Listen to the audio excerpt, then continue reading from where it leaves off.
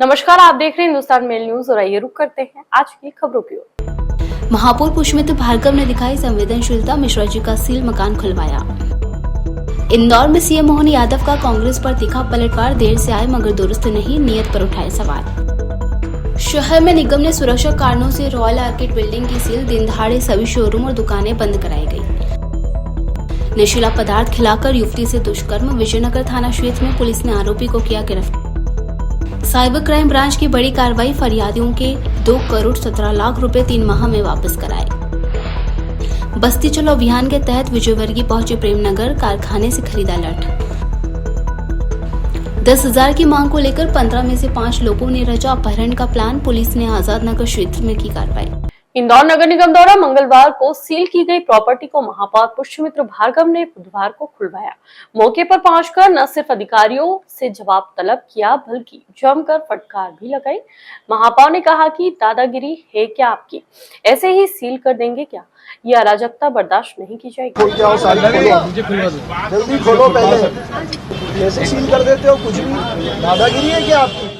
दरअसल मामला गणेशगंज क्षेत्र का है, जहां नगर निगम की फायर सेफ्टी टीम ने रविशंकर मिश्रा की प्रॉपर्टी को सील कर दिया। मिश्रा ने निगम के खिलाफ करीब 2 करोड़ रुपए मुआवजे की मांग को लेकर कोर्ट में याचिका दायर कर रखी है। यह मुआवजा वर्ष 2016 से 17 में सड़क चौड़ीकरण के दौरान टूटे मकान के एवज में मांगा गया। मामला भी कोर्ट में विचाराधीन है। जल्दी खोलो, पहले कैसे सील कर देते हो? कुछ भी दादागिरी है क्या आपकी? बिना वैधानिक तरीके से नोटिस दिए और बिना किसी का सुने, एक ऐसा व्यक्ति जिसने अपने अधिकारियों की लड़ाई ईमानदारी से कोर्ट में लड़ी, कोर्ट के उसके पक्ष में फैसला आया, वो गलत हो सकता, सही हो सकता है, वो अपील का विषय हो सकता है। जिसने ईमानदारी से बैकलाइन छोड़कर टूटे हुए मकान को बनाया, उनके साथ ये द्वेषतापूर्ण कार्रवाई जिसने भी की है, जितना भी बड़ा अधिकारी है उसके खिलाफ कार्रवाई करेंगे। हमको कुछ नहीं बताया, चस्पा करके गए बस। पूछने पे भी कोई जवाब नहीं दिया गया। अब किसको उससे पूछे सर? ये चस्पा करके बिल्कुल द्वेषपूर्ण हैगा सर। हमने जैसे वहाँ कार्रवाई की, उसके बाद ये कार्रवाई। बच्चे तो सब ऊपर ही थे, वो तो कोई नीचे उतर के आए नहीं। हमने यही बोला कि नगर निगम की तरफ से कार्रवाई हो रही, तो जो भी अपना खाने पीने का सामान है वो आप बना के और आप अपने मम्मी के वहाँ चले जाओ। यहाँ पे मतलब असुविधा होगी और ये लोग ताला लगाने की कार्रवाई कर सकते हैं। आज मुख्यमंत्री डॉक्टर मोहन यादव इंदौर पहुंचे और कांग्रेस पर जमकर निशाना साधा। उन्होंने कांग्रेस वर्किंग कमेटी के हालिया फैसलों को लेकर कहा कि कांग्रेस देर से आए लेकिन दुरुस्त नहीं आए। मुख्यमंत्री ने सरदार पटेल का हवाला देते हुए कहा कि उन्होंने सोमनाथ मंदिर के पुनर्निर्माण में अहम भूमिका निभाई थी, लेकिन तब कांग्रेस के नेता शामिल नहीं हुए। राम मंदिर को लेकर भी उन्होंने कांग्रेस पर तंज कसा कि आज भी वे मंदिर दर्शन से बचते हैं। वक्फ बोर्ड में बिल पर विरोध को लेकर मुख्यमंत्री ने कहा कि जिन राज्यों में इसका विरोध हुआ था वही वक्फ की संपत्तियों पर कब्जा किए हुए हैं और अब सच्चाई सामने आ रही है। उन्होंने कांग्रेस, ममता बनर्जी और उनके सहयोगियों पर वोट बैंक की राजनीति का आरोप लगाते हुए उम्मीद जताई है कि वे मुस्लिम समुदाय से माफी मांगेंगे और गरीबों के साथ खड़े होंगे। जिन जिन ने वक्फ का विरोध किया था उनके ही क्यों आग लग रही? जो हम कह रहे थे कि गरीब मुसलमानों की उनके हक की लड़ाई थी, इसलिए पूरे देश के मुस्लिम समाज ने वक्फ बोर्ड के अंदर जो विसंगतियां थी उन विसंगतियों को जाना पहचाना और तथाकथित कुछ लोगों ने जो कब्जा किया हुआ था उसका परिणाम सबके सामने। लेकिन उसको वोट बैंक के आधार पर जोड़ के चलना, ये जो कांग्रेस का षड्यंत्र था वो उसका बेनकाब हो रहा है। मैं उम्मीद करता हूँ कि अभी भी कांग्रेस और उनके साथ वाले ममता बनर्जी सहित सब लोग माफी मांगेंगे और वक्फ के अंदर की भावनाओं को समझ करके समाज के, खास करके कमजोर तबके, गरीब तबके के मुस्लिम समाज के साथ न्याय करेंगे। भाजपा द्वारा चलाए जा रहे बस्ती चलो अभियान के तहत मंत्री कैलाश विजयवर्गीय आज वार्ड क्रमांक 4 के प्रेमनगर में पहुंचे, जहां उन्होंने संजीवनी केंद्र का निरीक्षण किया और क्षेत्रीय रहवासियों से मुलाकात की। रहवासियों ने विजयवर्गीय का स्वागत भी किया। जोन क्रमांक 16 के पीछे प्रेमनगर बस्ती में बने आयुष्मान आरोग्य मंदिर का निरीक्षण करते हुए कैलाश विजयवर्गीय ने केंद्र में चल रही गतिविधियों की जानकारी ली और जिम्मेदारों से चर्चा की। निरीक्षण के दौरान वे एक लठ बनाने वाले कारखाने में पहुंचे, जहां उन्होंने लठ बनाने की प्रक्रिया समझी। संचालक ने उन्हें लठ उपहार में देना चाहा, लेकिन विजयवर्गीय ने भुगतान करते हुए 100 रुपए दिए और उपहार लेने देने से इनकार किया। दुकानदार ने वह नोट संभालते हुए कहा कि यह बरकती नोट है और इसे खर्च नहीं करूंगा। इसके अलावा उन्होंने 14 अप्रैल को एक ही परिवार के 4 भाई बहनों के विवाह समारोह की जानकारी लेकर उनसे मुलाकात भी की। कीचड़ था, पानी लेने कहाँ जाते थे? मल्लारगंज से पानी लाते थे। वो हनुमान जी के मंदिर से हमने पानी की टंकी बनवा दी, सड़क बनवा दी। हमारे पार्षद महोदय ने ड्रेनेज वगैरह सबका काम किया और एक आइडियल बस्ती बन रही है। अब हम इनको जो मकान कच्चे हैं उनको भी हम पक्के कैसे बना सकें, इसके लिए हम सरकार की किसी योजना का इनको लाभ दिलाएंगे जिससे कि एक आदर्श बस्ती बन जाएगी। क्षेत्र में पट्टों की भी कई समस्या है, पुराने पट्टे हैं जिसको लोग रिन्यूअल कराना चाहते हैं, वो नहीं कराते। वो अभी एक बार हम वापस फिर से उसके लिए तो मुख्यमंत्री जी से बात करना पड़ेगी, क्योंकि पट्टे की 25-25 साल के थे, 30-30 साल के थे, उनको समय समय समाप्त हो गए। अब पट्टे रिन्यूअल करना है, ये हालांकि हमारी योजना है कि जो जहाँ रह रहा है उसको पट्टे देना है, और फिर भी उन पट्टे को रिन्यूअल करने के लिए एक बार फिर से शासन के आदेश की आवश्यकता है। इंदौर के ओल्ड पलासिया स्थित रॉयल ऑर्किड नाम की B+5 मंजिला कमर्शियल बिल्डिंग को फायर सेफ्टी सिस्टम नहीं लगाने के चलते नगर निगम ने सील कर दिया। इस बिल्डिंग में करीब 1000 से अधिक लोग विभिन्न गतिविधियों में सक्रिय हैं, लेकिन सुरक्षा के लिए जरूरी अग्निशमन इंतजाम अब तक नहीं किए गए थे।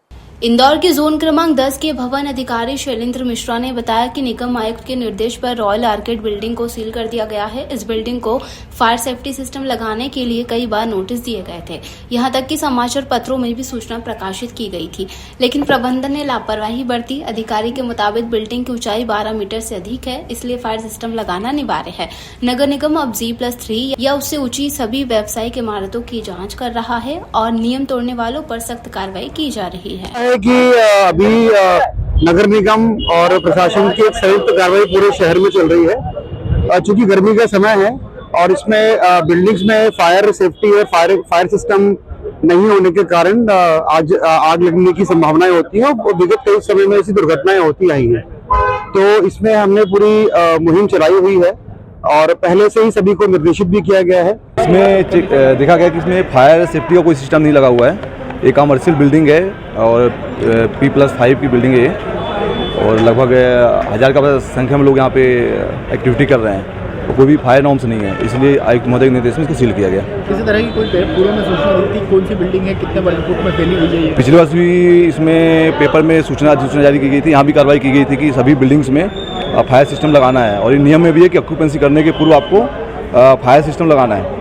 इंदौर में भोपाल की रहने वाली एक युवती के साथ रेप से जुड़ा हुआ मामला सामने आया है। नौकरी दिलाने के नाम पर युवक होटल के कमरे में ले गया और फिर आरोपी ने हरकत की। पूरे मामले में पुलिस ने पीड़िता के कहे अनुसार प्रकरण दर्ज कर आरोपी को पकड़ लिया है। विजयनगर थाना प्रभारी चंद्रकांत पटेल ने बताया कि भोपाल की रहने वाली युवती ने शिकायत दर्ज कराई है। पीड़िता नौकरी की तलाश में थी। इसी दौरान सुंदर सिंह नामक युवक से संपर्क हुआ, जिसने कॉल सेंटर में नौकरी दिलाने का झांसा देकर उसे भोपाल से इंदौर लाया। यहाँ एक होटल में रुकवाकर जूस में नशीला पदार्थ मिलाकर पिलाया और उसके साथ दुष्कर्म किया। पुलिस ने पीड़िता की शिकायत पर विभिन्न धाराओं में मामला दर्ज कर आरोपी को गिरफ्तार कर लिया है।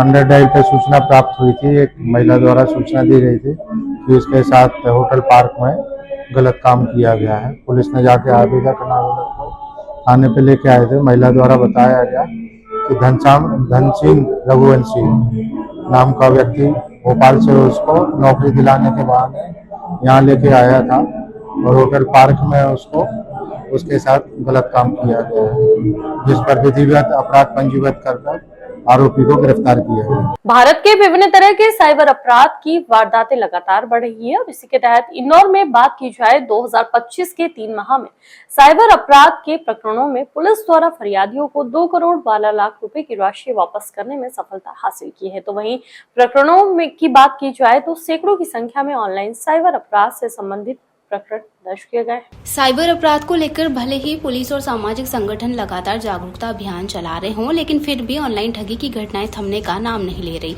2025 के पहले 3 महीनों यानी जनवरी से मार्च में ही सैकड़ों साइबर अपराध की शिकायतें दर्ज हुई है। इस दौरान ठगी गई कुल राशि में से 2 करोड़ 12 लाख रुपए फरियादियों को वापस दिलाए गए। पिछले वर्षों में भी आंकड़ा लगातार बढ़ा रहा। 2021 में 1.37 करोड़, 2022 में 3.92 करोड़, 2023 में 5 करोड़ और 2024 में 14.17 करोड़ रुपए की राशि वापस कराई गई। Additional police commissioner Amit Singh ने बताया कि साइबर अपराधी फिजिकल लोकेशन से नहीं बल्कि डेटाबेस के आधार पर वारदात को अंजाम देते हैं। इनमें कई राज्यों जैसे बिहार, गुजरात, झारखंड, यूपी और जम्मू कश्मीर से जुड़ी लिंक सामने आई है। Cyber crime branch bank accounts की जांच के लिए अपराधियों की पहचान कर रही है। फर्जी डिजिटल अरेस्ट जैसे मामलों में गिरावट आई है और लोगों में जागरूकता भी बढ़ी है। बहुत ही गोल्डन रूल है कि अगर गोल्डन टाइम में शिकायत दर्ज कर दी जाती है तो पैसा का जो ट्रांजैक्शन हुआ है इलीगल तरीके से उसको फ्रीज किया जा सकता है, लीन मार किया जा सकता है और न्यायालय के थ्रू पुनः जो विक्टिम हैं उन्हें वापस किया जा सकता है। ये प्रक्रिया जो इंदौर पुलिस है वो बाखूबी कर रही है। पिछले दिनों में, पिछले इस साल की बात करें तो 2 करोड़ से ज़्यादा की राशि ऐसे साइबर फ्रॉड के शिकार लोगों को वापस की गई है। आगे भी ये अभियान जारी रहेगा। हमारा टारगेट ये है कि सुदूर उत्तर भारत में, पूरब में, पश्चिम में, दक्षिण में बैठे लोग जो अपराध कर रहे हैं दूसरे प्रांतों में बैठे हुए, उनको भी हम नहीं बख्शेंगे। इंदौर में कारोबारी के साथ मारपीट और अपहरण जैसे मामले में पुलिस द्वारा कार्रवाई करते हुए 3 आरोपियों को गिरफ्तार किया है और पूरे ही मामले में पूछताछ और रुपयों के लेन देन से जुड़ा हुआ मामला सामने आया है। फिलहाल पुलिस पूरे मामले की जांच पड़ताल में जुटी हुई है। Additional police commissioner Amit Singh ने बताया कि आजाद नगर थाना क्षेत्र में अर्जुन ठाकुर के अपहरण और मारपीट का मामला सामने आया है, जिसमें फिरौती की मांग की गई थी। फरियादी ने अरविंद भंडारी और करण भंडारी के खिलाफ रिपोर्ट दर्ज कराई। पुलिस ने 3 आरोपियों करण, सुनील और अजय को गिरफ्तार कर लिया है, जबकि अरविंद फरार है। पूछताछ में पता चला कि मामला केवल 15,000 के लेन देन को लेकर था और इसी के चलते पूरी घटना को अंजाम दिया गया। फिलहाल पुलिस जाँच में जुटी हुई है। कि उनके भाई अर्जुन ठाकुर पिता सरदार सिंह का अपहरण पैसे के लेन देन के चक्कर में 3 आरोपियों ने किए थे, जिनको पुलिस ने अरेस्ट कर लिया है। अरविंद भंडारी और करण भंडारी, इनमें आपस में पैसे का लेन देन का मामला था जिसमें ये किडनैपिंग को इन्होंने अंजाम दिया था। इन दोनों आरोपियों को पुलिस ने राउंड अप कर लिया है।